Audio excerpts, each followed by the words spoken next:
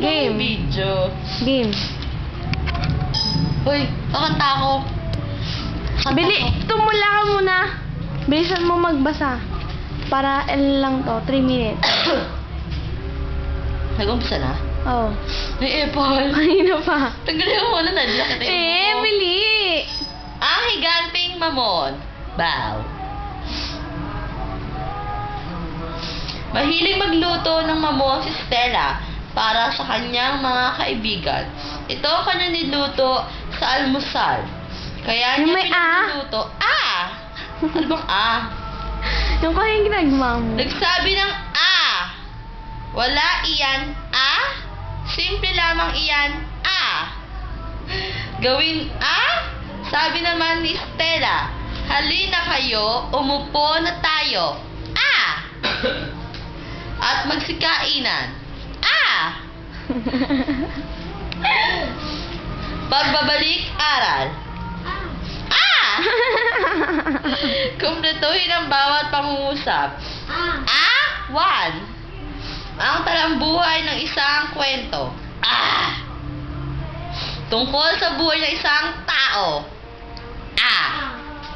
Ito ay maaaring isulat ng ibang tao o mismo Taong sarili. tinutukoy.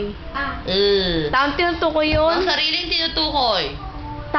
Mismo taong tinutukoy. Tingnan mo ba sa pagbubuod eh. Ha? Sa lecture namin pagbubuod. Nang hula lang ako dyan nung seatwork namin. O, di yun. Akin ba to? 3. May dalawang uri ng talambuhay, ang karaniwan at di karaniwan. Kapag isinulat mismo ng tao ang kanyang talambuhay, tinatawag ito sa Ingles na Autobiography. very good. Ang pagbubuod ay mas maikling Version. ng isang kwento o artikulo. O artikulo. B. Nasa letrang B na tayo, hindi nasa ba na tayo. Ibigay ang balangkas ng pagbubuod. 3 points. Pamaksa. Pantulong. Galing ko. Pamaksa. Pantulong. Pang-agapay. Ano kaya yun?